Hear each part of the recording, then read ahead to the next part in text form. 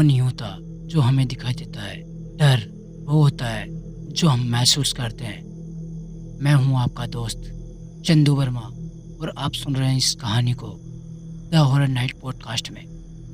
The horror night podcast में आप अपनी कहानियों को साझा कर सकते हैं मुझे इंस्टाग्राम पर फॉलो करके।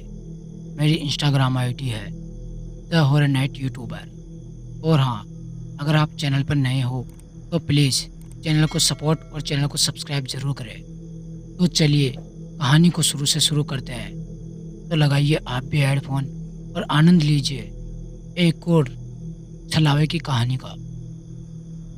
ये कहानी एक लड़के के साथ हुए भूतिया छलावे की है। एक दिन उसका सामना एक छलावे से हो जाता है।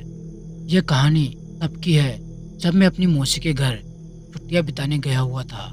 उस समय मेरी गर्मी की छुट्टियां चल रही थी। मेरे मौसा जी एक डॉक्टर है, तो उन्हें रहने के लिए एक क्वार्टर मिला हुआ था। वे उस क्वार्टर में दूसरे मंजिल पर रहते थे। उनके फ्लोर पर एक बालकनी थी। इसके पीछे की ओर एक जंगल था और रात के समय उस जंगल से अजीबोगरीब आवाज़ें सुनाई देती थी।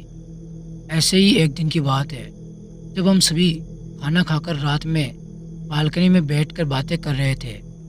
तभी मेरी मौसी का लड़का हमसे कहने लगा कि किसी में इतनी हिम्मत है कि वो रात के इस समय में इस जंगल के अंदर जाए।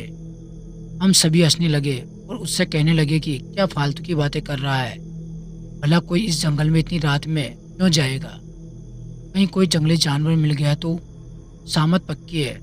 और हम सभी हंसने लगे। वो बोला कि मैं मजाक नहीं कर रहा हूँ। मेरे स्कूल के दोस्त बताते हैं कि एक बार ऐसे ही एक लड़का उस जंगल में चला गया था, फिर उसका कभी भी कुछ पता नहीं चल पाया। गांव के लोग बताते हैं कि उस लड़के को अपने पिता के जंगल में बुलाने की आवाज़ आई थी और वो उनकी आवाज़ के पीछे पीछे उस जंगल में चला गया था और फिर कभी किसी ने उसे नहीं देखा। और फिर मैं हंसने लगा कि यह तो झूठी कहानी है।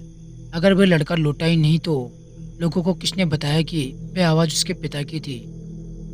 वो लड़का बोला क्योंकि उसके पिताजी उससे थोड़ी दूरी पर ही थे और उन्होंने भी वही आवाज़ सुनी थी, मतलब उनको बुलाने की। उनकी आवाज़ में कोई उनके बेटे को अपनी ओर पुकार रहा था। जब वह दौड़कर वहाँ पहुँचे तो उन्होंने देखा कि वहाँ पर उनका बेटा नहीं था, इसलिए कोई भी उस जंगल की ओर नहीं जाता। मैं अपने मौसेरे भाई की यह कहानी सुनकर हंसने लगा कि वाह क्या बात है, जंगल का भूत तो लोगों को गायब कर दे। और मैं हंसने लगा। फिर हम सभी उठकर टीवी देखने लगे और थोड़ी देर के बाद में उस बालकनी में जाकर थोड़ी फ्रेश हवा खाने लगा। रात के समय में उस जगह अच्छी खासी हवा चल रही थी और मैं उस जंगल की ओर मुंह करके देखने लगा कि आखिर कौन होगा वो, क्या वो सच था। कि तभी मैंने अपने मौसेरे भाई को उस जंगल के किनारे खड़े देखा। वो मेरी ओर नजर करके हंस रहा था और मुझसे इशारे में कह रहा था कि तुम भी यहाँ आ जाओ। मैं चौंक गया कि अभी तो वो टीवी देख रहा था, फिर नीचे कैसे पहुँच गया। मैंने पीछे मुड़कर देखा, वहाँ वो नहीं था। तो मुझे लगा कि शायद वह नीचे चला गया है और मुझे भी नीचे बुला रहा है।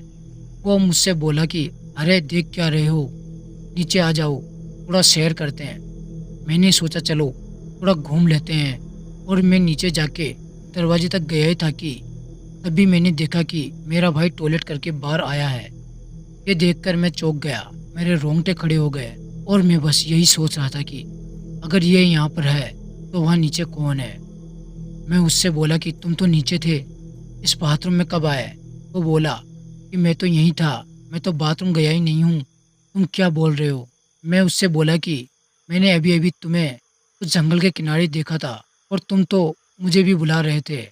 वो बोला मजाक मत करो, तुम्हें क्या लगता है मैं डर जाऊँगा। मुझे पता है कि तुम मुझे डराने का प्रयास कर रहे हो, पर मैं डरने वाला नहीं हूँ। इतना कहकर वो टीवी देखने चला गया। मुझे यकीन नहीं हो रहा था कि ये मैंने अभी क्या देखा है।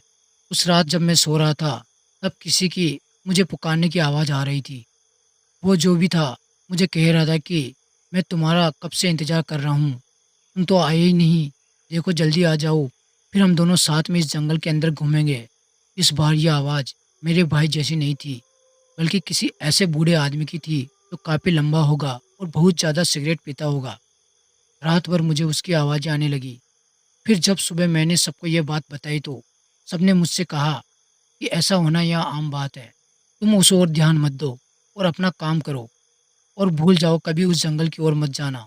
उसके कुछ दिनों बाद भी मुझे उस जंगल की ओर से आवाज़ें आती रही। इस घटना के कुछ दिनों के बाद मेरे पापा मुझे लेने आ गए थे क्योंकि मेरी गर्मियों की छुट्टियाँ भी खत्म होने वाली थी। उस जंगल में रहने वाले को लोग छलावा कहते हैं और जो कोई भी उसके पीछे जाता है फिर वह कभी लौट कर नहीं आता है।